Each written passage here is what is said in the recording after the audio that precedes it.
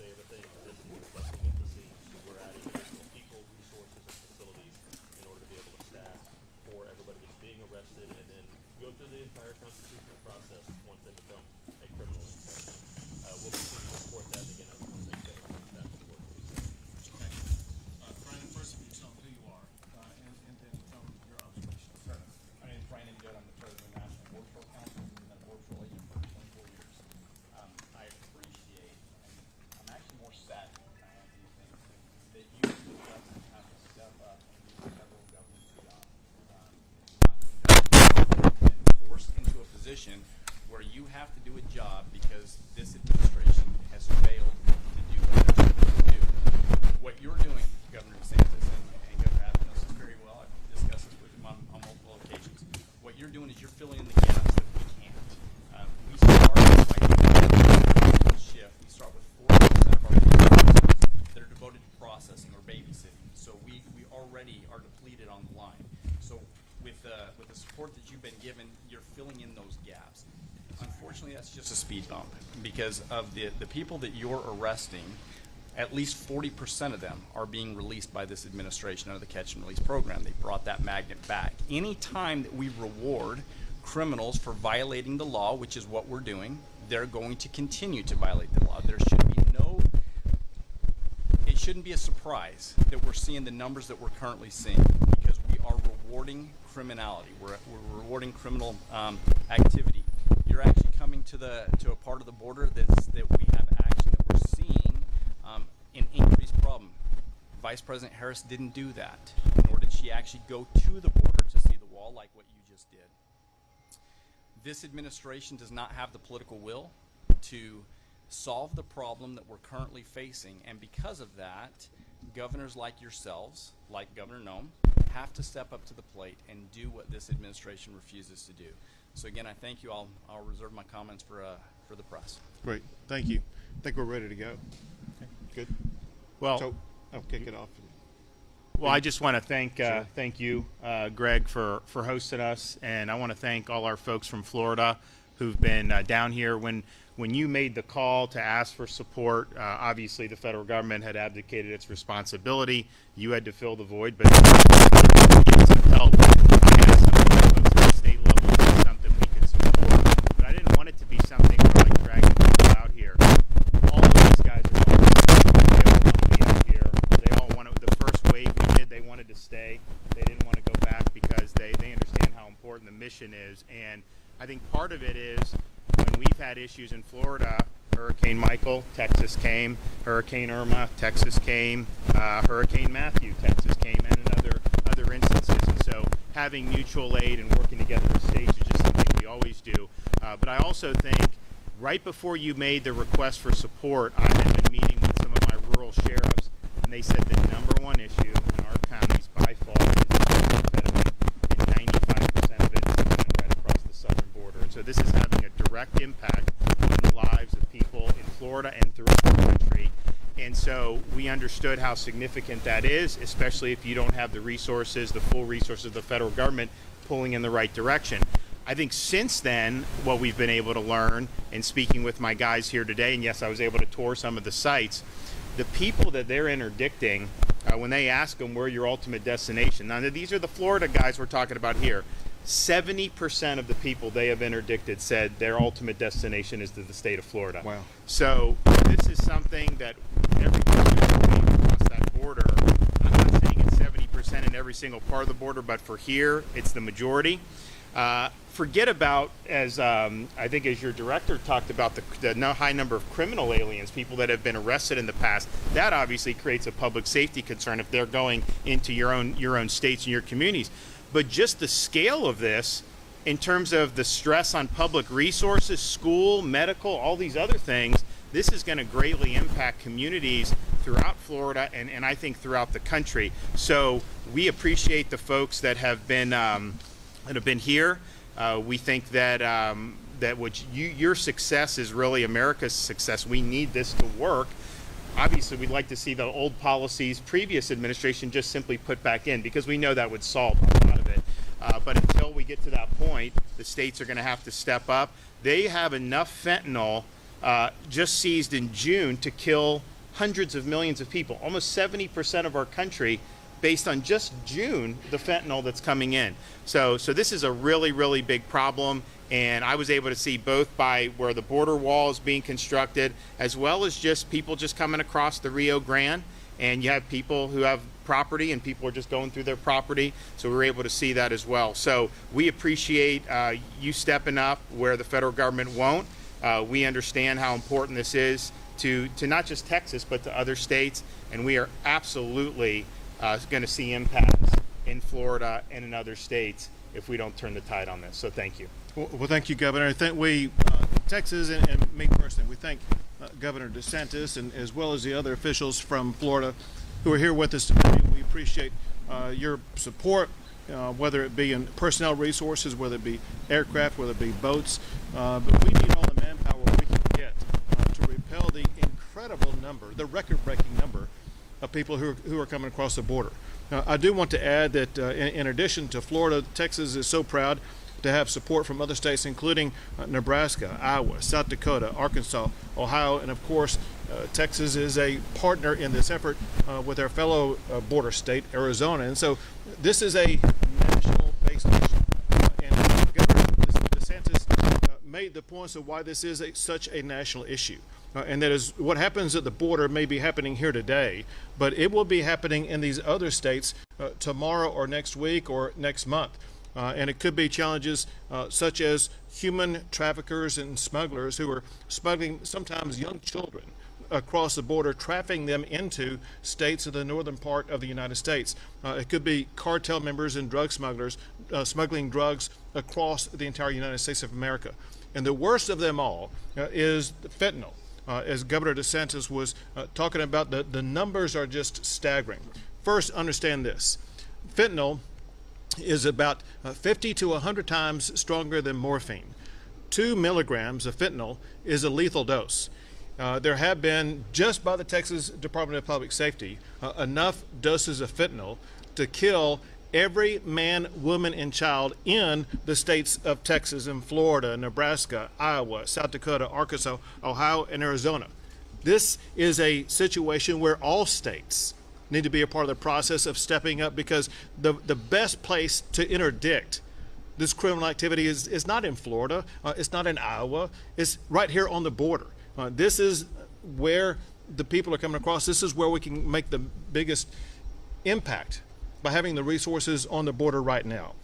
To give you some raw numbers, if you just look overall, in the month of April, from last year to this year, there's been about 1,000% increase. In the month of May, there was about an 800% increase in the number of people coming across the border. According to Director Mccraw, in Texas alone, in this fiscal year already, we've already set a new all-time record for the number of people who've been apprehended coming across the border, going back through the very beginnings of time since the numbers were recorded. And with each passing day, that record is going to do nothing but increase. So why is this happening? This is happening because of the massive change in policy by the Biden administration, where the Trump administration had in place the Remain in Mexico policy, as well as other policies that were working that did lead to a dramatic decrease in the number of people who are coming across the border. Those policies were abandoned by the Biden administration, and in their place, the Biden administration has imposed open border policies that has led to this incredible influx of people who have come across the border. In Texas, our first response began in March, and that was with Operation Lone Star, where we deployed both the Texas Department of Public Safety as well as the National Guard, altogether about 2,000 of them, to go about the process of making apprehensions, etc. Already together, they've apprehended around 50,000 illegal migrants, about 2,000 criminal aliens, and have disrupted about 40 stash houses. And then this past session, we have with us the chair of the House Appropriations Committee, and under his stewardship, as well as those of his fellow finance leaders in the Senate, they appropriated more than $1 billion taxpayer dollars of the state of Texas for Texas to step up and do even more on the border. And we appreciate the funding, Chairman Bonin, for that. And with that funding, we're able to add even more resources on the border. And then you may recall immediately after the session, $250 million was appropriated for us to begin the process of building the border wall, and we're working on additional funding for both of those needs. There's another need that has arisen that is a result of my conversations with local law enforcement, and that is we want to get away from the Biden administration approach of catch and release. We want to make sure that we arrest in jail people who are coming across the border. There were several steps that we needed to achieve to make sure that we would be capable of processing all the people that we intend to be arresting, and those have largely been achieved. There is a new booking facility in Val Verde County to process those who are arrested. The State Jail Commission has worked out a way in which we can jail far more people than what currently are being jailed. So these processes have been worked out, and we are going to begin the process of increasing arrests of people who are coming across the border. But all that said, one thing that everybody in Texas understands, whether it be Chairman Bonin, but especially whether it be the sheriffs who are with us here today, if we are going to be able as a state to respond even more aggressively, one thing we need is additional funding. One thing that is on my special session agenda as we speak right now is additional funding for Val Verde County, the county that we're in right now. The Senate has passed out that funding. The House cannot pass out that funding because the Democrats have fled the state and they've broken quorum, and the Democrats are making it impossible for us to be able to provide the funding that is needed at the local level. They need to come back, get back to work, and do their job of providing the funding to the local counties that is needed to help these local counties respond to a record-breaking challenge. Next, I'll pass it to the Director of the Texas Department of Public Safety, Director Mccraw. Yeah, thank you, Governor. Very quickly to underscore some points that you made. Clearly the Department of Public Safety's fentanyl seizures have increased dramatically. Methamphetamine's increased by 30%, which I know Governor DeSantis was concerned about it. And back to your point about securing the border and why it's so important why it's a public safety and a homeland security imperative. And one thing we know, we can conduct all the surge operations and high-intensity operations we can. We've done in the past. But the difference is being able to provide the type of infrastructure that's necessary to prevent, because if the priorities of public safety professionals is to prevent, plain and simple. A wall or barriers that prevent people from coming immediately in and across the Rio Grande River is vitally important. And I appreciate your leadership in that area. I realize it's expensive, but at the same point, it's too expensive not to be able to secure our borders. And as we've discussed in the past, and you made it very clear that it's a priority of the state of Texas, and until we do, that people will suffer, but not just in the border region, as Sheriff Martinez pointed out, but in the communities throughout Texas and the nation. As we've heard from our partners throughout the country and our fellow colonels, is they've got a cocaine problem, they have a methamphetamine problem, they got fentanyl problems, overdoses, counterfeit fentanyl being produced at mass distribution by Mexican cartels. They got a border problem. So thank you for your leadership. Sure, thank you. We are currently in Val Verde County. Val Verde County is a county that's been one of the hardest hit over the past few months, and the law enforcement officer in charge of helping his community respond to that challenge is Sheriff Martinez. Sheriff? Thank you, Governor. I wholeheartedly agree with all the comments that are being spoken at this table. Funding is a big issue. Manpower is a big issue. Resources that need to be placed in the areas that they can be utilized the best. I forgot to mention earlier that through Border Patrol stats, they have 51,000 known gotaways. So that's not kind of, what we don't know came through here. The facility is going up here. It's going to help relieve the pressure of our local jail. So far, our community has lost about $150,000 so far since this operation began, because there's so many people coming through, so many people are being arrested, and like I stated earlier, all the busting at the turn people away. So any support that can be, directed to the border be greatly appreciated, not only by myself, but by the other 20 counties that their sheriffs would appreciate it also. Absolutely. Someone who's with us here today but does not have a mic in front of him right now, but that's the Attorney General for the state of Texas, Kim Paxton. Our office works daily with his office on all the legal issues that we're grappling with to make sure that we can have a robust response to the border. And General Paxton, we thank you for what you do and the leadership provided by both you and your team. Of course. And then last, I want to call upon somebody who's been dealing with this for years, maybe decades. I don't know exactly how long, but may know the border challenges as well as anybody. And that is the president of the National Border Patrol Council, Brandon Judd. Brandon, thank you for being with us here today. Governors, thank you. I'd like to speak to the media, if I could. The first thing that we have to do is we have to have an honest conversation. If we don't have an honest conversation, we will never solve this problem. If we don't look at what we need to do on the border, we will continue talking about this year in and year out. We will have governors that are going to have to step up and do the federal government's job if we do not have that honest conversation.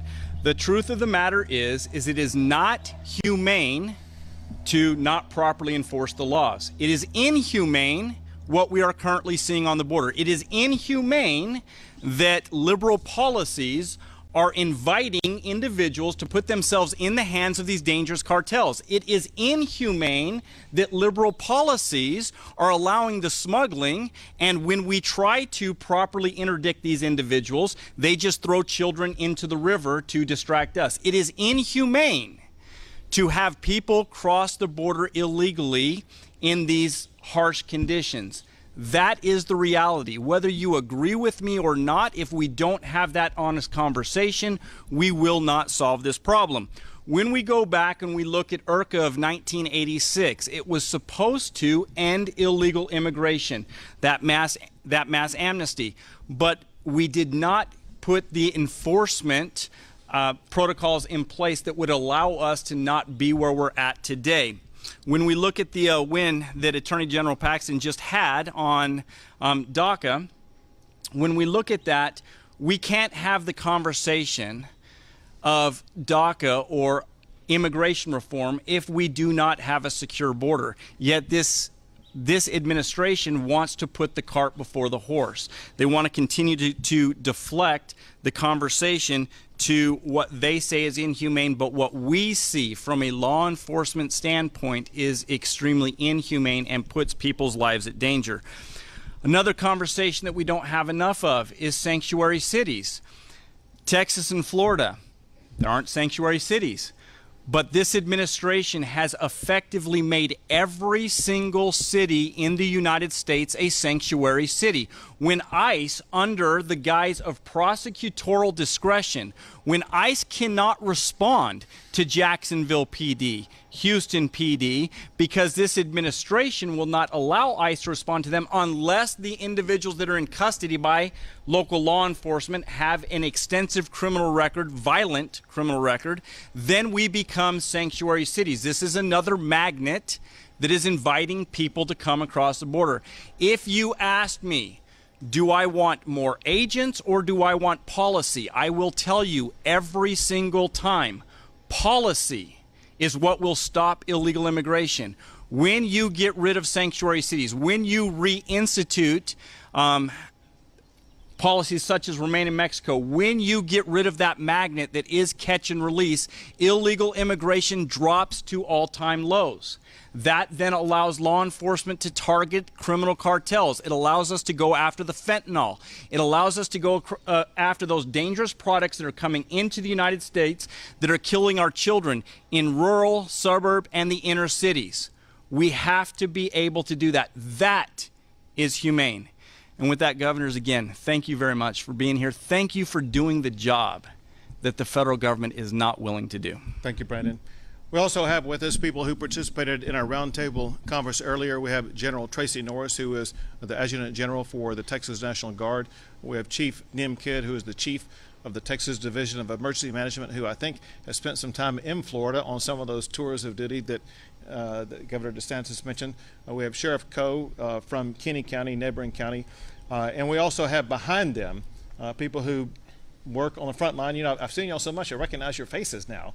And I thank them for what they're doing. It could be the National Guard, Texas Department of Public Safety, Florida law enforcement, Border Patrol, other law enforcement who are with us. We appreciate everybody who is stepping up to help the state and help the country deal with this challenge. Also, go ahead, just please. The Attorney General of Florida is here, Ashley Moody, and then the President of the Florida Senate, Wilton Simpson, has also accompanied us here today. And I would also be remiss if I didn't also thank Florida's National Guard. They went on deployment last October to Texas, so they had about 290 folks there. That was a year deployment, and the Guard is going to re-up that for another year. Excellent. Yep. Thank you for that. Renee? Governor, what do you say to people who believe that taxpayer resources could be used from both states on the priorities that each of your states are facing right now, and that these priorities maybe are misplaced or a distraction from the issue? First, I would say that all of those priorities are very important, but for those who think that spending to deal with the challenges on the border, this is exactly why we have press conferences like this, so the people across Texas and Florida and the country can hear about the challenges on the border. When you hear about the record pace, that already this year alone, there's been a record number of people coming across the border illegally, you see that we're dealing with a different order of magnitude of the challenges that we've ever seen before. But also, Wes, this is equally important, is a difference in the kind of people coming across the border. They're not just people coming from Mexico. They're coming from 150 different countries across the entire globe. And they're not just children or unaccompanied minors or things like that. Most of the people coming across the border right now are individual adults who are traveling for purposes, some of which are to be involved in gangs, in cartels, and crime. Part of it also is because people around the state and the country need to know what Sheriff Martinez and Sheriff Coe and their residents have been dealing with. The lives of the people in Valverde County have been disrupted more than ever before by the people coming across the border, whether it be having their yards or their fences cut, their cattle and livestock released, their homes invaded. It could be people who are brandishing guns. There are challenges that people in Valverde County, as well as similar counties across this region, the people are facing those challenges. If people in Houston and Dallas were facing those same challenges, they would be demanding a response exactly like what we are responding to right here. Can you help us understand just the Florida resources can do from a law enforcement jurisdictional standpoint? Sure. They're working with Texas? I think that the best person capable of answering that would be Director Mccraw.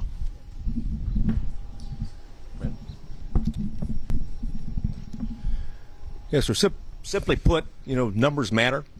And what our partners from Florida have been able to do is team up with our troopers, also our game wardens and our special agents, and doing the things that we've been doing in terms of prioritizing, high-intensity patrols in the area that cartels are exploiting for drug and human smuggling. They've been helping with arrests on those occasions. Certainly, game wardens have been on the river with our tactical marine unit around the clock, 24/7 in the hot zones along those lines, and certainly their agents have been working with our agents to identify stash houses and to target the smuggling networks that are supporting the Mexican cartels in the area of operation. I can tell you there's no single organized crime group in the world right now that's more violent, more ruthless, and more powerful than the Mexican cartels. And they've enlisted 16 of our tiered gangs in Texas to support their operations, criminal operations on both sides of the border, and retail distribution and the violence that goes with it, and the enforcement part of it in our major metropolitan areas. Are they temporarily deputized to make their own arrests? Yes, they're with us, but right now we're partnering with. What it also does, it makes it safer for our troops because we can double up. As opposed to single-man units, we're able to work as a team and have two. And believe me, in the area of operation and some of the things they've seen, it's important to have two in that regard. I'll come back to a question. I want to add to this here real quick. Two quick things, and that is if you look at the sheer number and the volume of the people coming across the border, there is a dramatic need for increased manpower, which is exactly what Florida provides. I do want to go back and thank the Texas legislature for passing a law this session that makes it easier to arrest smugglers. There are smugglers who are operating criminally in the state of Texas, and because of the way the law was written before this session, it made it easier for them to engage in smuggling without facing legal consequences. Now it's far easier to prosecute smuggling than ever before, and because of that, we are seeing an increase in the arrests of smugglers. Go ahead. Governor, we've seen more than 1 million apprehensions at the border, the U.S.-Mexico border, for the first time since 2006, 15 years ago. You've all said you want to see policies. What do you think it's going to take for it to be a roundtable versus a conversation at the White House? The White House has to show the commitment to do something about it. Remember, it was the current White House administration that completely abandoned policies that were working. Remember, it was last year that we were seeing multi-decade lows in the number of people coming across the border. It was because of the Remain in Mexico policy. It was the Title 42 policy. It was other policies that President Trump was able to hammer out with the Northern Triangle countries that now have been abandoned by the Biden administration. So in order to get anywhere on the policy side that Brandon Judd was talking about, does require the Biden administration to have the commitment to securing the border, to enforcing the law. Here's the deal. This is very important. We actually have laws passed by Congress that regulate what is occurring on the border right now. The only problem we have is the Biden administration is refusing to enforce the laws that are already on the books, period. Oh, wait, Brent, go ahead. Wait, you have a mic. Go, Brandon. We've got to stop talking about fiscal year. If we continue to talk about fiscal year, we're going to add 3.5 months of the Trump administration into that, and we know that those numbers were much lower than the Biden administration. What we have to do is we have to talk about the calendar year. This calendar year is going to exceed any other calendar year in the history of the Border Patrol. We've got to stop talking about the 3.5 months where the numbers were low under the Trump administration. Compare apples to apples. And if we do that, we've never seen anything like the explosion in illegal immigration like we have under the Biden administration.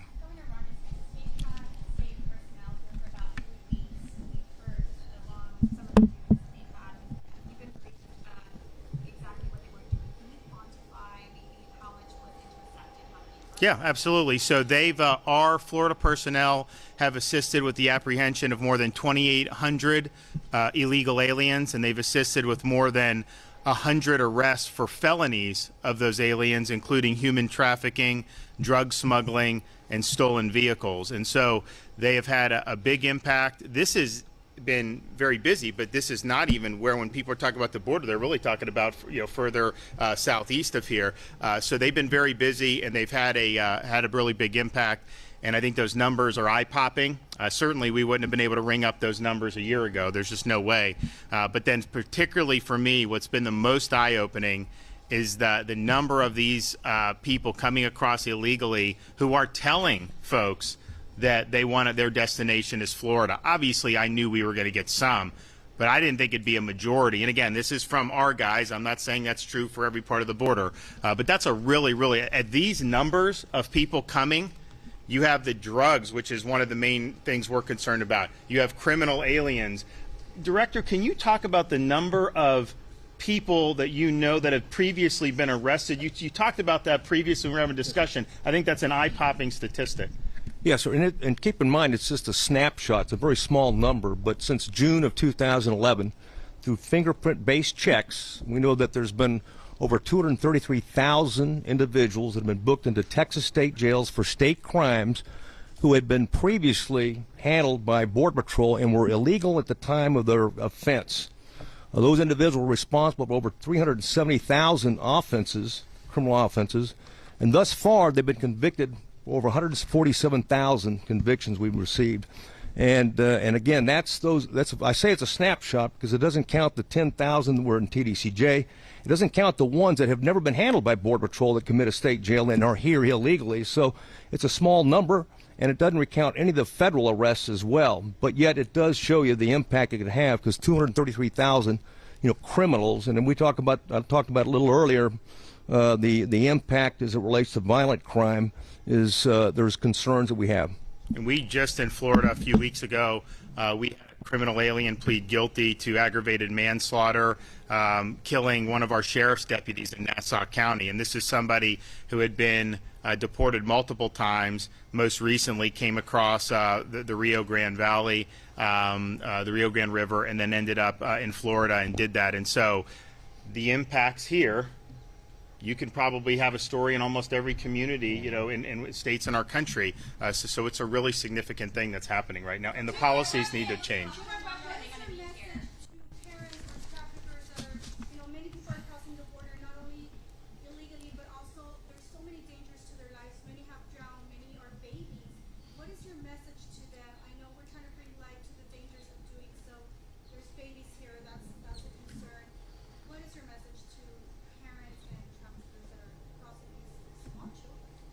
Well, and from what I understand your question, the message to those who were coming across the border, and that is in the traffickers, listen, there's a reality that people need to come to grips with, and that is almost everyone who comes across the border does so having to work with cartels and traffickers.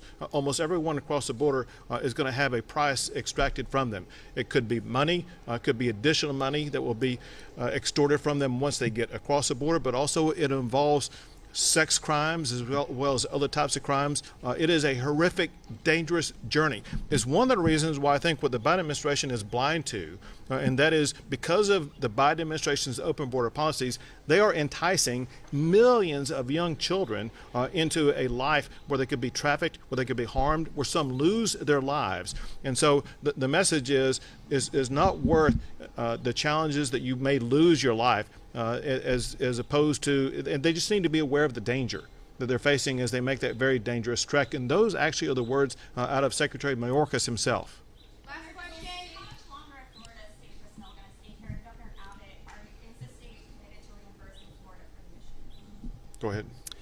So we're going to have another wave. You know, we haven't set the finite. I mean, obviously, we're doing this within an existing budget. We're making sure that all of our priorities are met, and we have a lot of stuff obviously going on in the state. As many of you know, we've had a big emergency response in Surfside, Florida, from a really unique and devastating tragedy that our folks in South Florida have had to deal with. So we're doing it, but we want to work collaboratively, and hopefully we'll get some other states to step up. I know some of them have.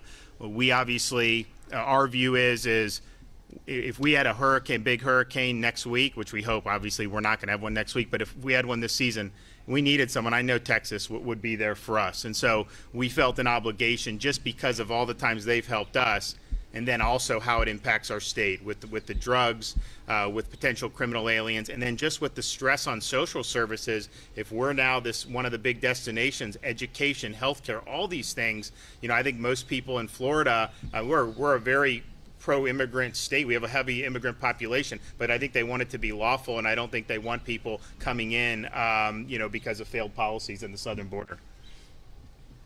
All right, thank you guys so much. Sure. Thanks. So listen, we're dealing with the trauma right now, and the first thing you do when you deal with trauma is you stabilize the trauma and you worry about the bills later. Great, thank you.